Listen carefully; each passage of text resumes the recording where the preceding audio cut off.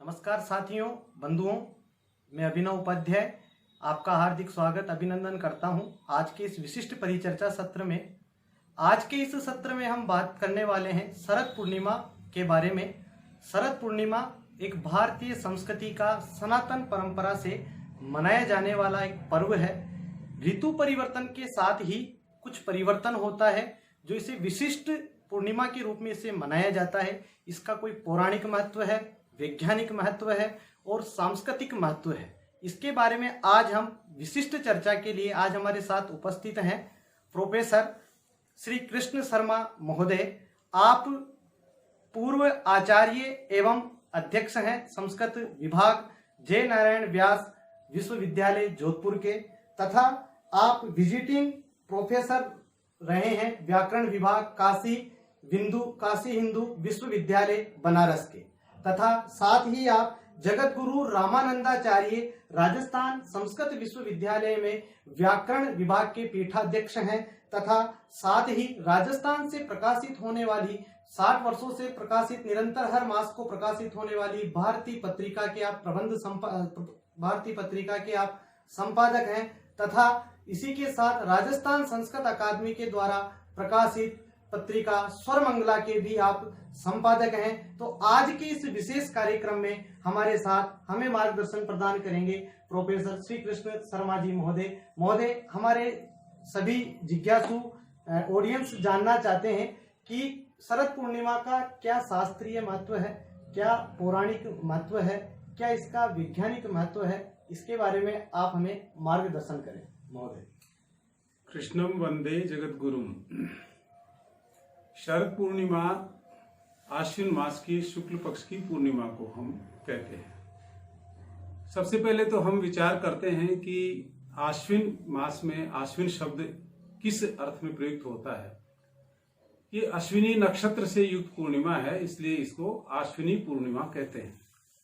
अश्विनी नक्षत्र में अश्विन शब्द पड़ा हुआ अश्व शब्द है और अश्व घोड़े का वाचक होता है। घोड़ा बलशाली माना जाता है। सबसे बलशाली अगर जो है कोई प्राणी माना जाता है तो घोड़ा माना जाता है, इसलिए वाजीकरण की जो औषधियां वगैरह नामकरण किया गया है वो इसी आधार पर किया गया है। तो अश्व जो है बल का उपलक्षक है। इस आश्विन के महीने में ऊर्जा शक्ति का संचार होता है, इम्यूनिटी रोग प्रतिरोधक क्षमता बढ़ना शुरू हो जाती है।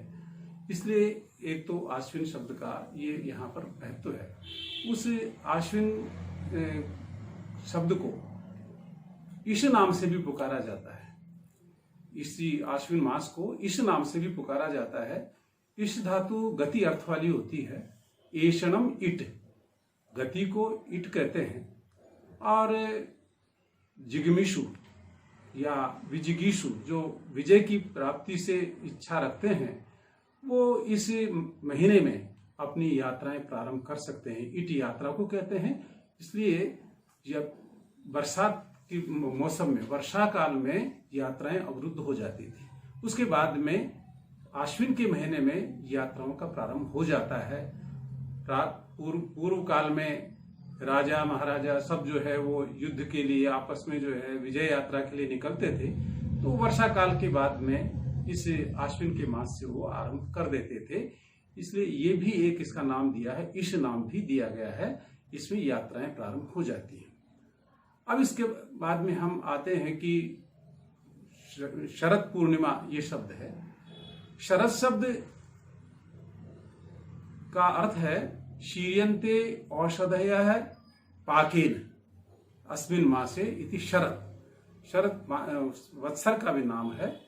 तो इस काल में जो धान बोया जाता है, जो खेती बोई जाती है, खरीफ की फसल बोई जाती है, वो धीरे धीरे शीर्ण होने लग जाती है और फसल को काटना शुरू कर देते हैं। इसलिए शरद नाम इसका पड़ा है। औषधयः फलपाकांता, औषधि वो कहलाती है जिसके फल परिपक्व हुआ, फल आया और उसके बाद वो खत्म हो जाती है। तो इस समय की जो वर्षा काल की जो फसल होती है वो इसी तरह की है कि उसके बालियां आती हैं, उसकी हम कटाई करते हैं, उसके बाद वो खत्म हो जाती हैं। औषधेय फल पाकांता। पूर्णिमा शब्द भी महत्वपूर्ण है। माँ कहते हैं चंद्रमा को, निमिते इति माँ, आनंदम वर्धते असु माह, आनंद का वर्धन करता है वो माँ नाम है चंद्रमा का। पूर्ण है माह यस्याम असु पूर्णिमा। पूर्ण चंद्रमा जिस महीने में आता है, जिस तिथि में आता है, उसको पूर्णिमा तिथि कहते हैं। तो चंद्रमा का पूर्ण कलाओं के साथ में इसमें अवतरण होता है। इस तिथि को षोडशकल चंद्रमा माना जाता है, षोडशकल भगवान माने जाते हैं। कृष्णस्त भगवान स्वयं वो षोडश कला वाले हैं। इसलिए इस आश्विन मास की शरद पूर्णिमा का महत्व और भी बढ़ जाता है कि भगवान कृष्ण से इसका तादात्म्य, साक्षात तादात्म्य रहता है। इसलिए पूर्णिमा का ये तात्पर्य भी है कि इसमें चंद्रमा संपूर्ण ऊर्जा के साथ में प्रकट होता है, अवतरित होता है। इस पूर्णिमा को शरद पूर्णिमा के अलावा कोजागरी पूर्णिमा के नाम से भी पुकारा जाता है।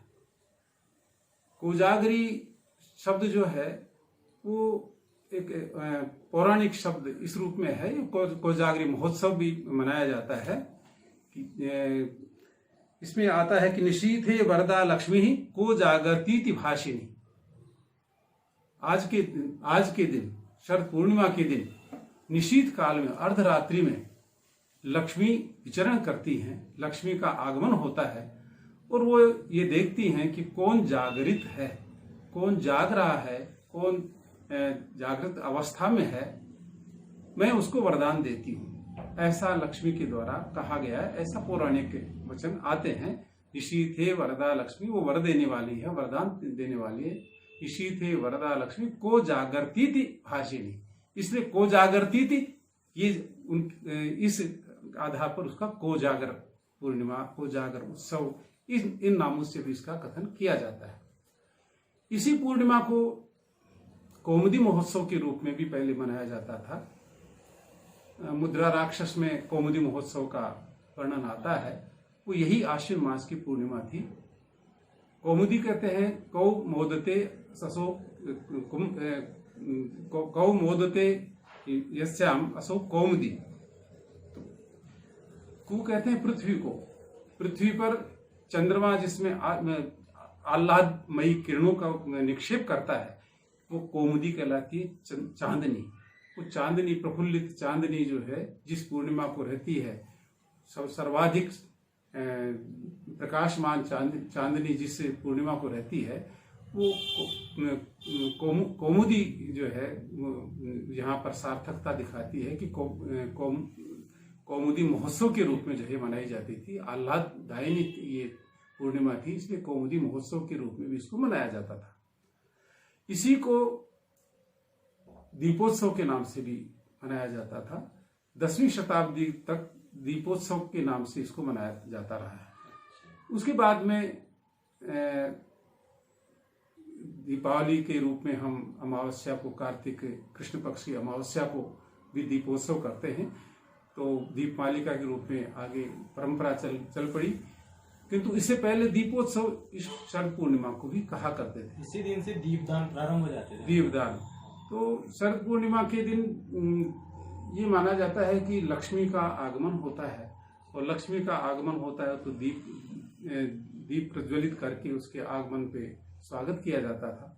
इसलिए चूंकि ये चंद्र पूर्णिमा है, शरद पूर्णिमा है, चंद्र की किरणें इस पूर्णिमा के दिन जो है सीधी अवतरित होती हैं, तो चंद्रमा और लक्ष्मी का साहचर्य भी संगत होता है।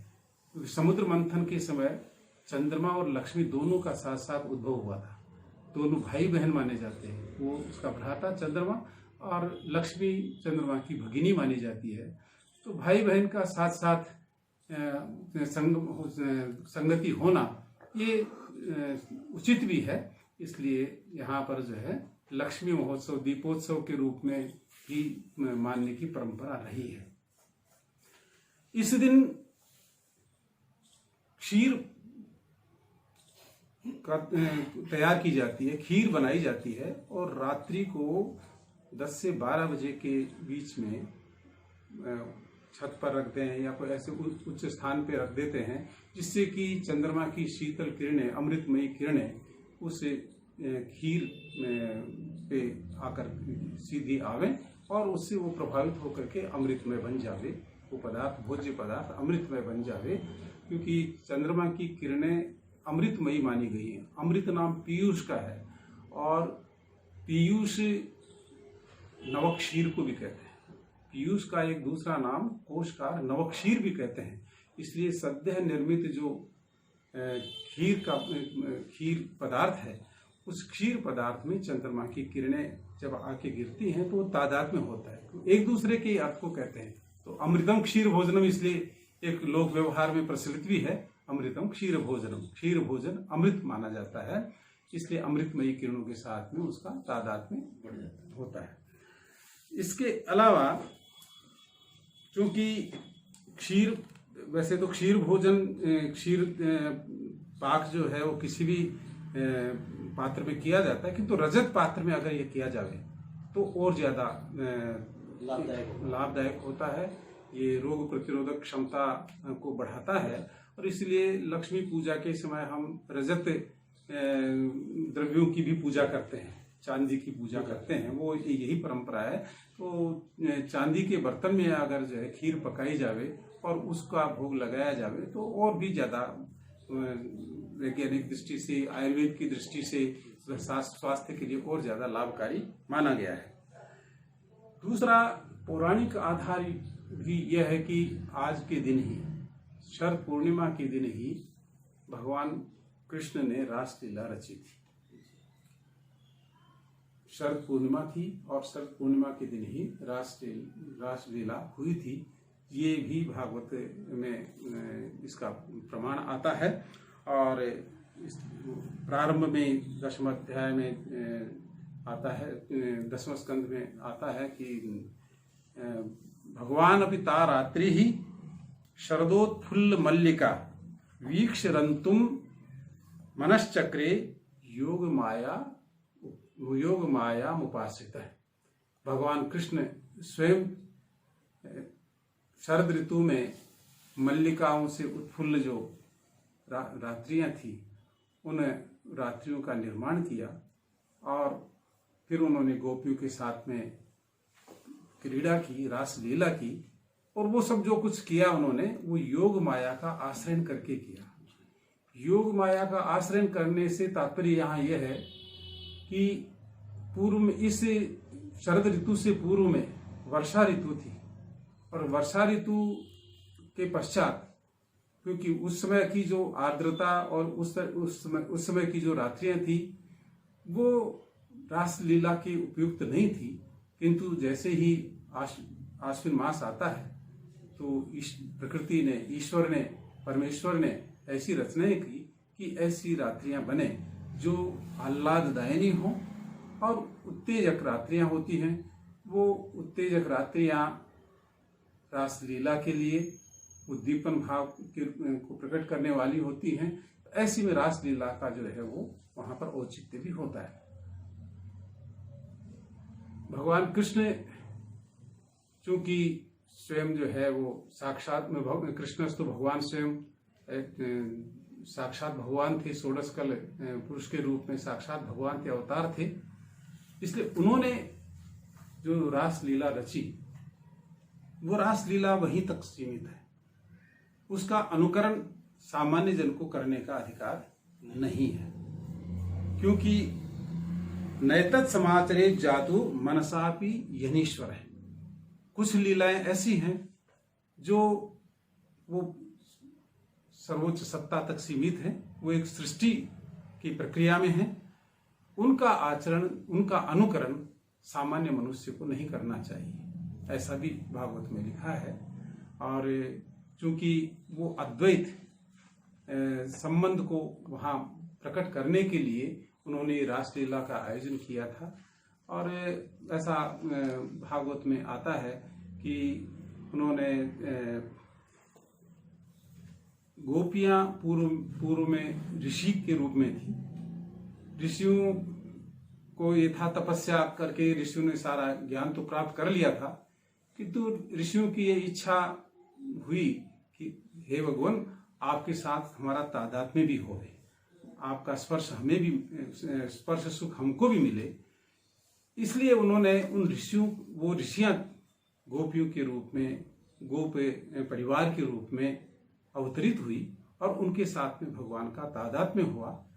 तो योग माया शब्द इसलिए, योग माया उपास्यत है, भागवत में इसलिए कहा है कि योग माया से कर्तुम अकर्तुम अन्यथा कर्तुम सर्वथा ईश्वर है।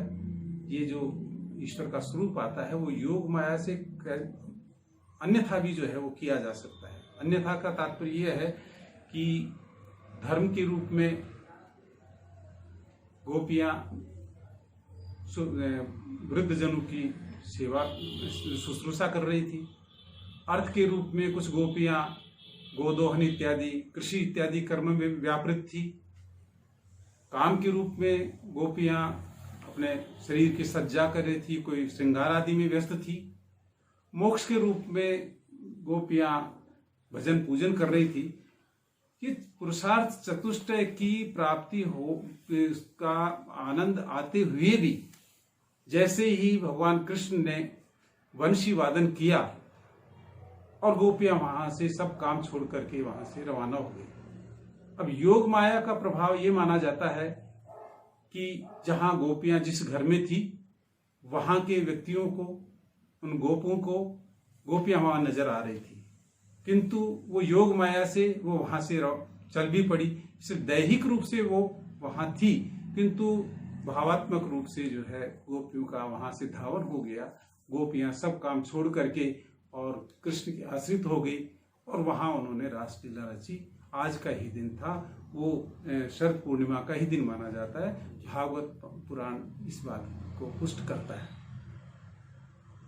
वैज्ञानिक आधार पे अगर हम देखें तो ये माना जाता है कि शरद पूर्णिमा को चंद्रमा पृथ्वी के सबसे ज्यादा निकट होता है।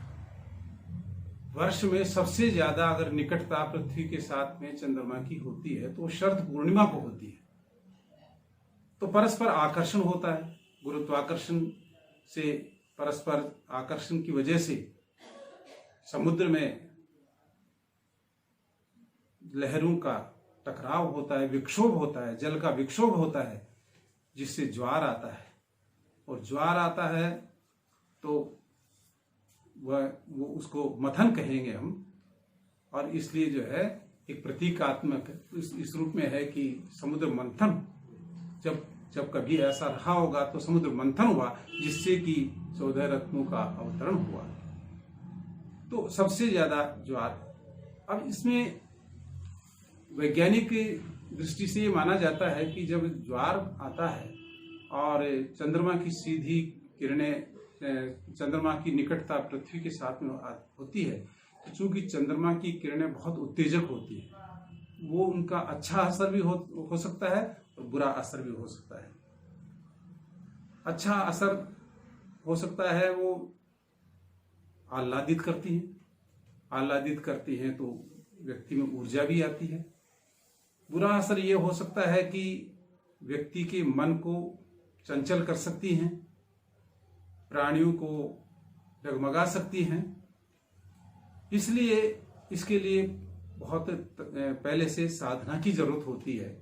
और हमारी परंपरा में, भारतीय संस्कृति में ये परंपरा है कि शरद पूर्णिमा आती है उससे पहले नवरात्र आते हैं और नवरात्र में जो है माँ सरस्वती की आराधना करते हैं, जो महाकाली महालक्ष्मी स्वरूपा है, उनकी आराधना करते हैं, ज्ञान की साधना करते हैं, चित्त को एकाग्र करते हैं, ताकि आगे चित्त जो है विचलित न होवे, चित्त की एकाग्रता भंग न होवे। ये मनोवैज्ञानिक भी है, वैज्ञानिक भी है और परंपरागत भी है, तीनों का इसमें समावेश होता है। आयुर्वेद की दृष्टि से देखा जाए तो चूंकि इस शरद पूर्णिमा से पहले, आश्विन मास से पहले वर्षा ऋतु आती है और वर्षा ऋतु में जरा भी अगर रात्रि भोजन को सुबह दूसरे दिन अगर उपयोग में लिया जाए तो व्याधि कारक होता है। उसको शरीर बर्दाश्त नहीं कर सकता है। और किंतु इस शरद पूर्णिमा में जो चंद्रमा की शीतल किरणें आती हैं, अमृतमय किरणें आती हैं, उसमें उसका दुष्प्रभाव खत्म हो जाता है। और आज के दिन के बाद में अगर पहले दिन का भोजन अगर सुबह दिन कर भी लिया जाता है तो वैसा हानिकारक नहीं होता है। उसमें शरीर में इतनी इम्यूनिटी आ जाती है कि उससे वो ठंडा भोजन भी कर सकता है, वो उसका भी पाचन हो जाता है। ये एक आयुर्वेदिक दृष्टि से होता है। आयुर्वेद में ये भी माना गया है कि पूर्व में वर्षा काल में चूंकि जल की वर्षा होती है, हमारा शरीर उस जल के शीतल कणों से प्रभावित होकर के शरीर में शीतलता ही व्याप्त हो जाती है। किंतु आश्विन का महीना आता है तो सूर्य की प्रखर किरणें आती हैं और सूर्य की प्रखर किरणें हमको प्रभावित करती हैं, जिससे दो ऋतुओं का मिलन होता है तो पित्त प्रकृति बढ़ती है, पित्त प्रकृति का प्रकोप होता है। किंतु शरद पूर्णिमा की चंद्रमा से यह पित्त प्रकृति का प्रकोप करने वाली जो परिस्थिति है उसका भी निवारण हो जाता है और शरीर की इम्यूनिटी शक्ति भी बढ़ती है, रोग प्रतिरोधक क्षमता भी बढ़ती है और प्रकृति में भी परिवर्तन आ जाता है। सूर्य की प्रखर किरणें अब इसके बाद में उतनी नहीं रहेंगी, वो सूर्य दक्षिणायन को चला जाता है और चंद्रमा की शीतलता से आच्छादित है ऋतु अपना प्रभाव दिखाती है, जिससे जो पूर्व में पित्त प्रकृति का प्रकोप था वो प्रकोप भी नष्ट हो जाता है। ये आयुर्वेदिक एक यहाँ तथ्य भी हमारे सामने है। इसमें भगवान कृष्ण का अवतार माना गया। भागवत के अनुसार भगवान कृष्ण ने रास लीला रची, ये माना गया। राधा उसमें प्रमुख गोपी थी। राधा और कृष्ण में भेद नहीं माना गया। अनया राधितो कृष्ण है, उस राधा से आराधित कृष्ण है और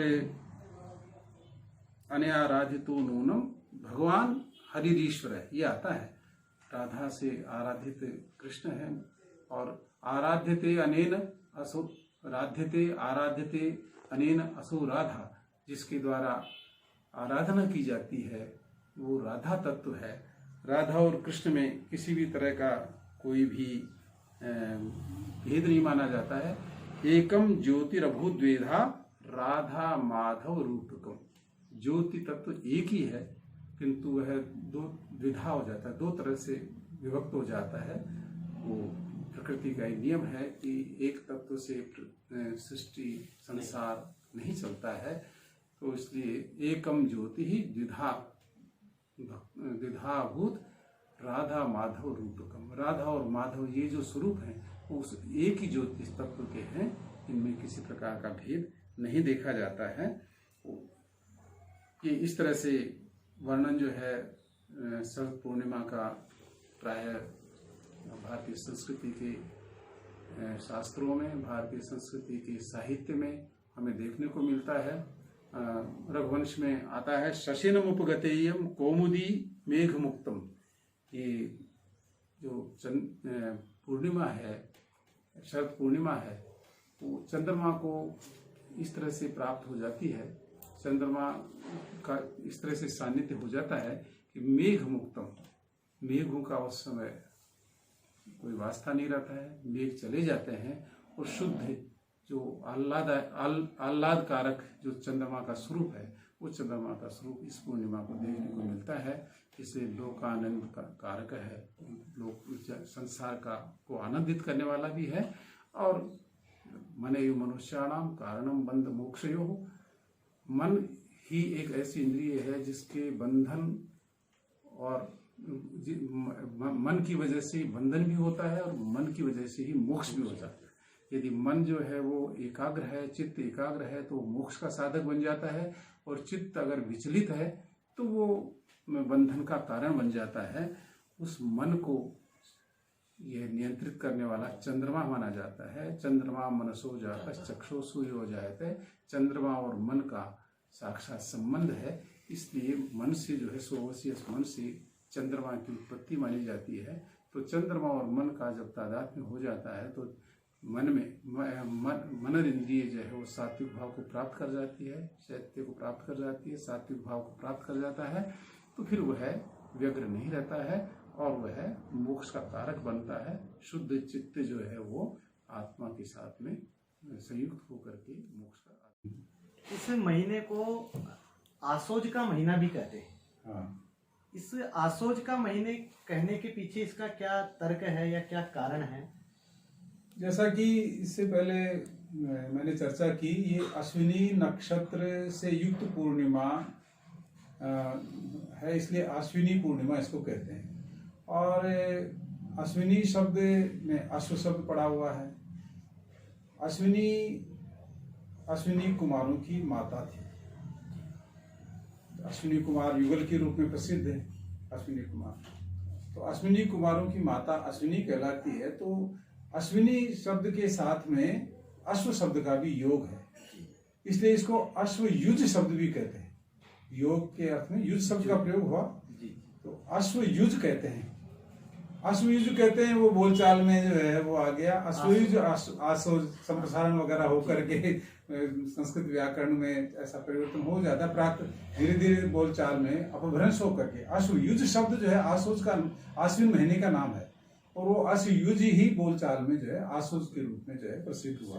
तो हम बोलचाल की भाषा में उसको आसोज शब्द बोल जाते हैं जी। इसको जी, अभी आपने एक चीज और बताई थी, जो राधा कृष्ण का ऐक्य भाव रास लीला के संबंध में जब हम बात कर रहे थे, हाँ। तो आपने चर्चा में वो बताया था कि राधा कृष्ण का ऐक्य भाव कहा जाता है, तादात्म्य होता है, वो एक ही है। मतलब वो द्वैत होते हुए भी अद्वैत हैं, यह कैसे?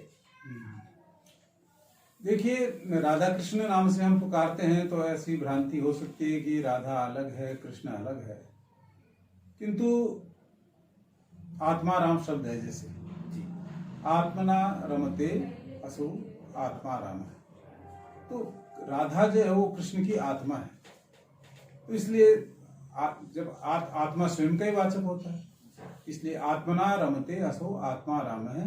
ये स्वयं के साथ ही स्वयं जो है वो क्रीड़ा कर रहे हैं।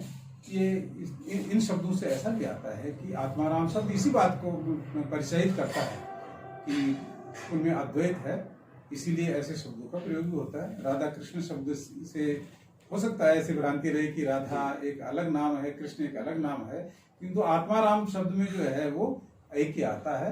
इस तरह के और भी बहुत सारे शब्द हमको मिल जाएंगे। महोदय, आगे एक इसी में एक प्रश्न है कि इसे कुमार पूर्णिमा भी कहा जाता है, इसका कहीं नाम सुनने में आता है? कुमार पूर्णिमा के रूप में भी इसका कथन आता है। वो इसलिए कुमार पूर्णिमा का नाम प्रसिद्ध हो गया कि शिव पार्वती सुत कार्तिकेय जी का, स्वामी कार्तिकेय जी का जन्मदिन भी शरद पूर्णिमा ही माना जाता है, इसलिए इसको कुमार पूर्णिमा के नाम से भी पुकारा जाता है। ये नाम भी इसका प्रसिद्ध है।